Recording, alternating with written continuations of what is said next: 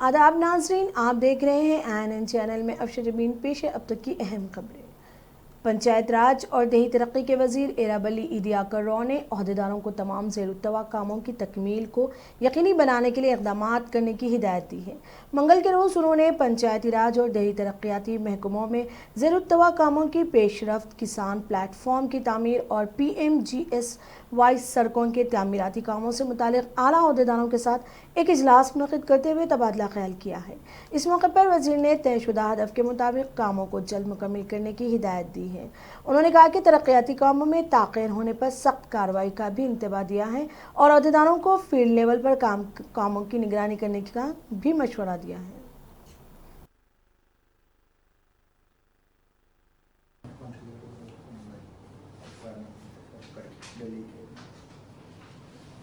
Overall state కి ఎక్కువ yes sir అప్పుడు పోయిన తెచ్చే కొన్ని మాకు కొంచెం ఏర్పాటు బాగుంది సార్ సిగ్నిఫికెంట్ ప్రొవించేవచ్చు and definitely they may rise sir why it is I can formally request him from Mantri Garu district to the minister can go only for Telangana not for his district.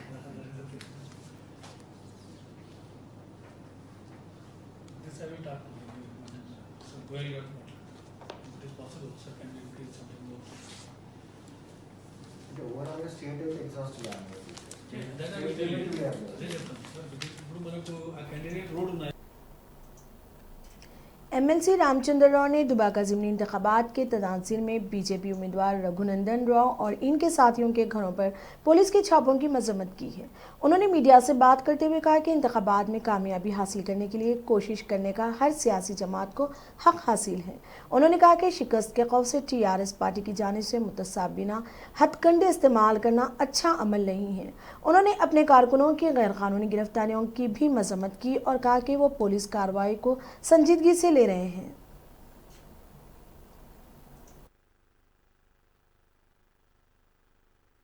The Bharatiya Janata Party condemns the raids on the relatives of the Bharatiya Janata Party candidate in Dubaka by-election, Mr. Raghunandan Rao. The Siddipet police have raided the house of the father-in-law of Mr. Raghunandan Rao and also harassed his wife and not allowed his wife to speak to Mr. Raghunandan Rao. I think this is high-handedness and the ruling party is using the police as TRS workers. And what was the need for the raids in the house of father-in-law of the and other relatives of the candidate, Mr. Raghunandan Rao? Because the elections are taking place in Dubaka and Siddipet is constituency of Finance Minister Mr. Harish Rao, the adjoining constituencies of CM and other adjoining constituencies of KTR. So these three people who are having the border, who are sharing the borders of Dubaka, are now worried that BJP is going to win the by-elections, and because of that grudge only they have raided. Nothing has been found in the houses of the relatives of Mr. Raghunandan Rao. The police claim that 18 lakhs have been recovered from some neighbors of his father-in-law, which is not connected with the candidate, Mr. Raghunandan Rao. Now, Bharatiya Janata Party feels that why in Siddipet it has to be raided when the elections are being held in Dubaka. So it is nothing but misuse of police force and misuse of administration by the TRS government, and we condemn it. Police के रवैये की BJP के रुकन parliament Arvind शदीद मजम्मत की है। उन्होंने इनके घर पर पुलिस की तैनाती पर बरहमी का इजहार किया। उन्होंने ACP से फ़ोन पर बात करते हुए सवाल किया कि इनके घर पर पुलिस फोर्स क्यों तैनात की गई है।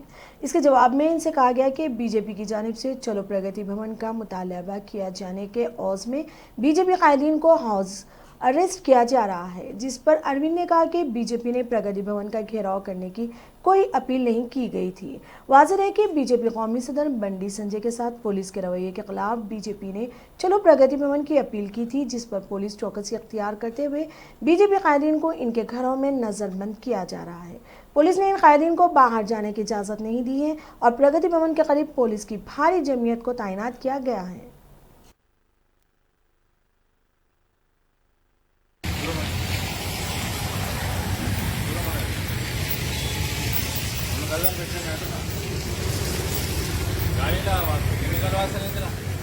అవును సార్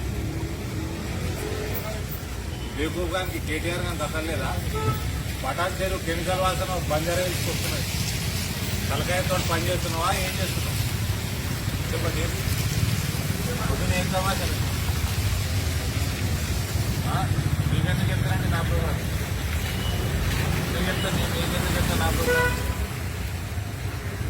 ఏంటి ఎందుకు వచ్చింది ఇక్కడికి ఇంటి ముందర సీన్ ఏంది అక్కడ నా ఇంట్లో నా భార్య ఫోన్ చేసుకుంటా వచ్చిందా పోతుండా అని నువ్వు ఓడవయా who are you who the hell are you ఎందుకు వచ్చింది ఇక్కడికి నేనే తెలుగు రాదా ఎవడాడు సార్ వాడు కలుపు ఫోన్ కలుపు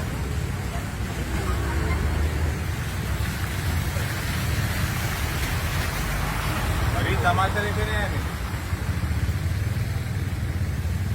కేసీఆర్ పర్సనల్ అకౌంట్ అయితే జీతాలు ఇస్తున్నా మీకు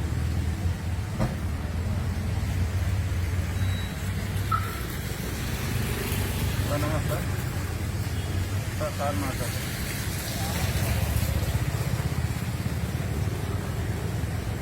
ఏమండి ఏసీపీ గారు ఎందుకు వచ్చారు పొద్దున్న లేవగానే గుడ్ మార్నింగ్ మీ వాళ్ళు ఎందుకు వచ్చారు ఇక్కడికి ప్రగతి భవన్ ముట్టాడా ఎవరిచ్చిరా ఎవరిచ్చారు ప్రగతి భవన్ ముట్టాడు మీ వాడు ఉన్నాడా మీ ముఖ్యమంత్రి ప్రగతి భవన్ ఉన్నాడా ఫామ్ హౌస్ ఉన్నాడా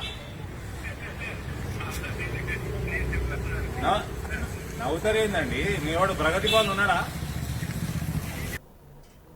साबिक वज़ीर दाखिला अनजानी नैनी नरसिम्हा रेड्डी की अहलिया की मौत पर रियासती वज़रा ने गहरे रंजो गम का इजहार किया है।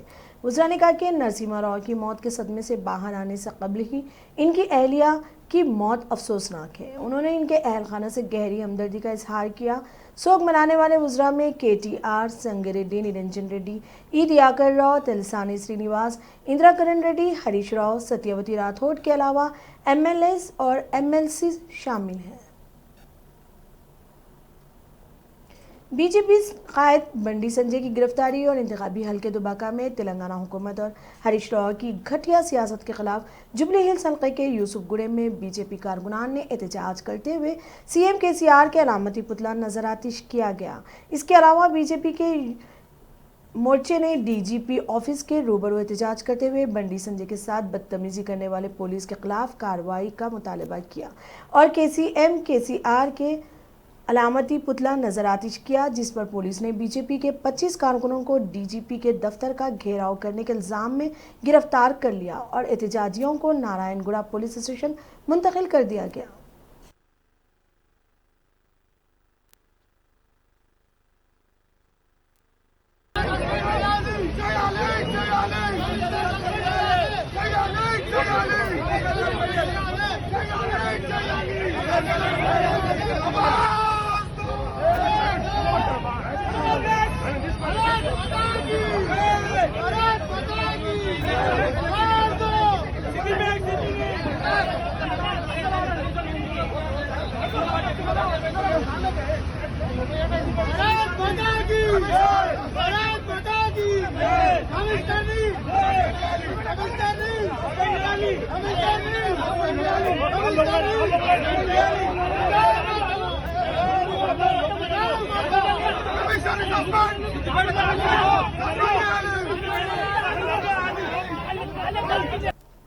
शाहीन तालीमी इदारे जात बिदर के कई तलबा ने नीट के इम्तिहान में मुल्क भर में कई इम्तियाजी मकामात के जरिए न सिर्फ अपने मुस्तकबिल के लिए नई राहें तलाश की बल्कि अपने असातिज़ा की मेहनत को अपनी कामयाबी के जरिए मुनफरिद मुकाम दिलवाया। Secretary Shaheen group of institutions Mohammed Abdul Qadeer ने ऐलान किया कि शाहीन के 42 मराकिज़ पर नीट की तैयारी में शिरकत करने वाले तलबा के लिए 5 करोड़ रुपए की स्कॉलरशिप मुख्तस की गई है।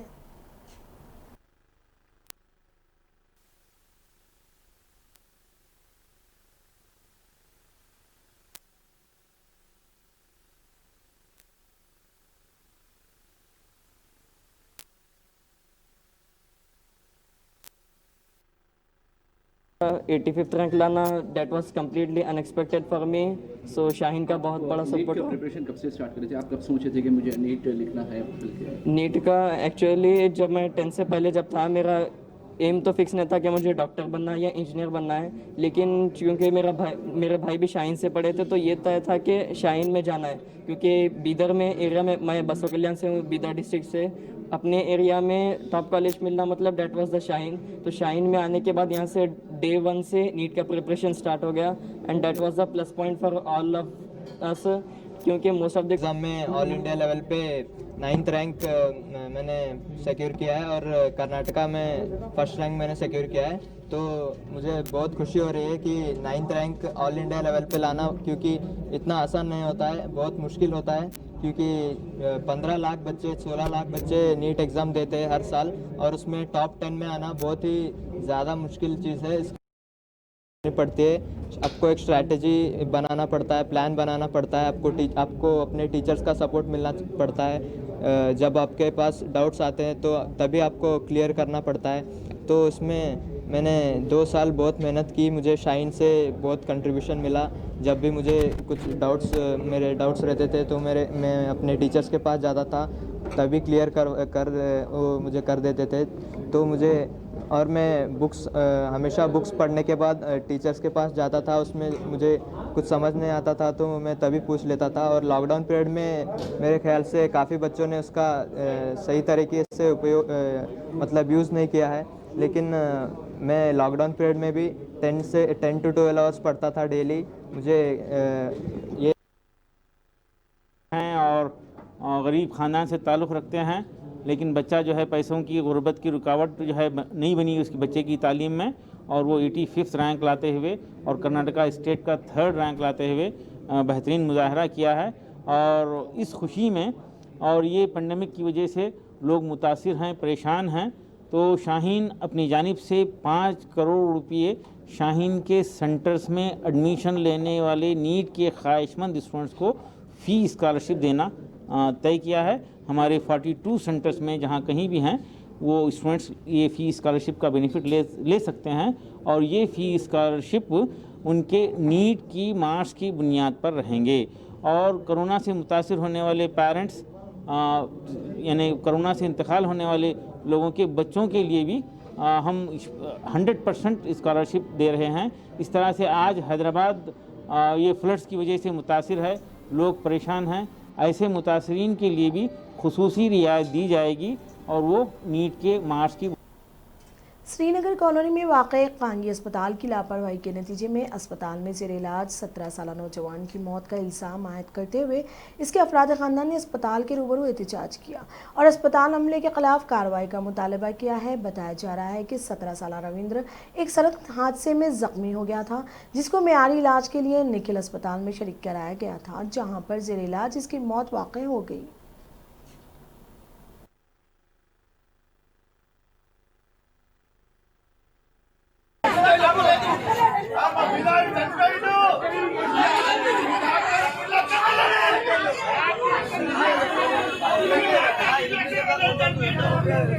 Video live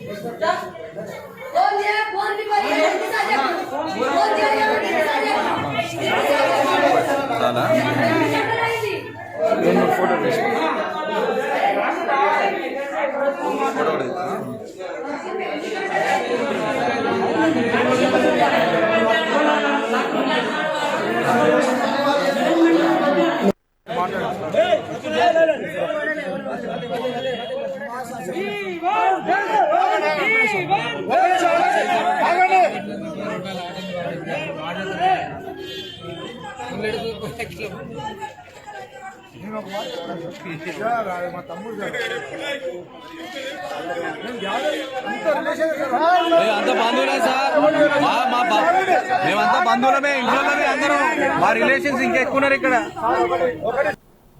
police commissioner Joel Davies ने मंगल के रोज सिद्दीपेट में बीजेपी के उम्मीदवार रघुनंदन राव के रिश्तेदार अंजन राव के घर से 18.67 रुपये जब्त होने के वीडियो जारी किए। बताया जा रहा है कि पीर के रोज सिद्दीपेट पुलिस ने दुबाका बीजेपी के उम्मीदवार रघुनंदन राव के रिश्तेदार अंजन राव के घर से 18 लाख रुपए जब्त कर लिए थे और इस दौरान जब पुलिस रकम से भरा बैग ले जा रही थी तब अचानक 23 से जायद बीजेपी कारकुनान घर में घुस गए और पैसों से भरा बैग छीनकर फरार हो गए। Siddipet police commissioner Joel Davies ने बताया कि मुलजिम अंजन रॉय ने इतराफ़ किया है कि छापे के दौरान जब्त की गई रकम का बैग करीबी रिश्तेदार जितेंद्र रॉय ने भेजे थे और इस रकम को दुबाक इंतखाबात में इस्तेमाल करने का भी मंसूबा बनाया गया।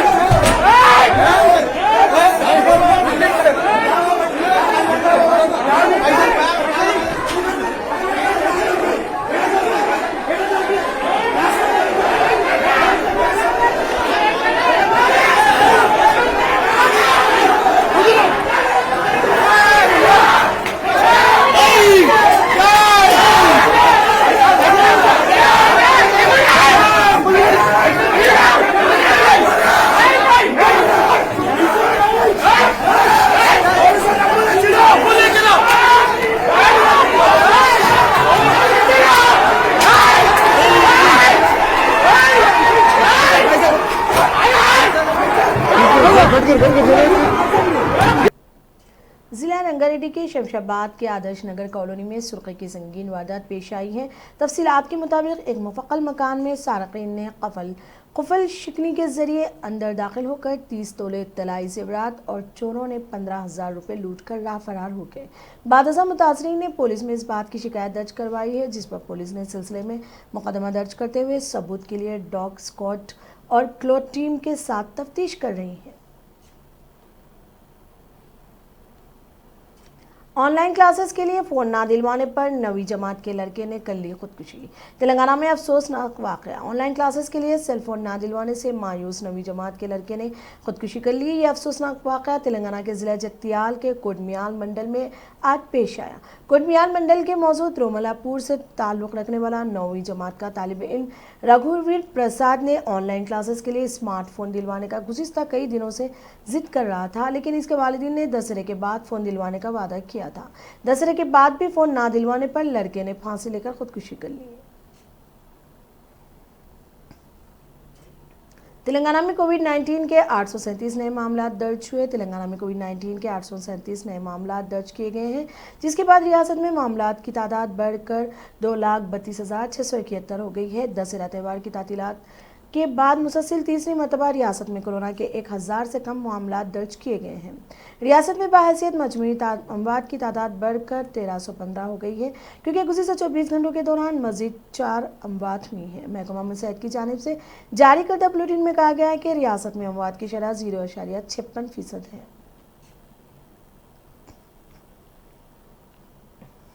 पाकिस्तान में पेशावर में वाक़ एक मदरसे में हुए ताकतवर धमाके में 70 अफराद हलाक हो गए हैं, जबकि 7 अफराद हलाक हो गए हैं, जबकि 70 से ज़्यादा ज़ख्मी बताए जा रहे हैं।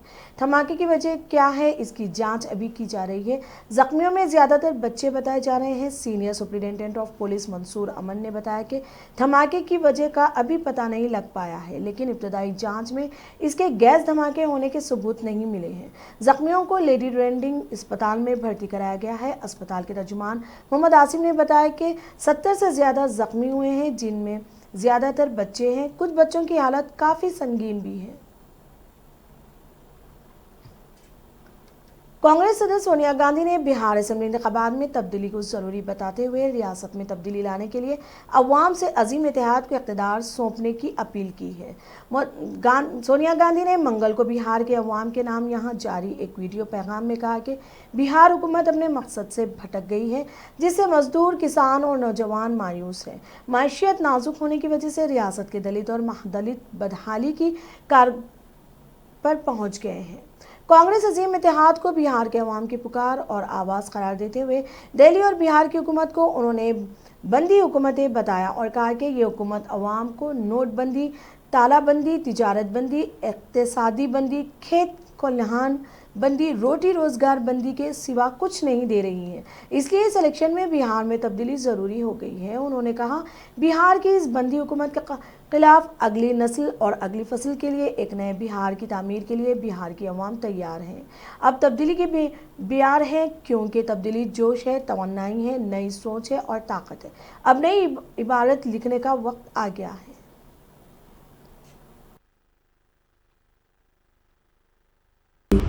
पूरे भारत और दुनिया के कोने कोने में है। आज वही बिहार अपने गांव, कस्बे, शहरों, खेतों और खलिहान। अब तक के लिए इतना ही। देखते रहिए ANN चैनल। खुदा हाफिज।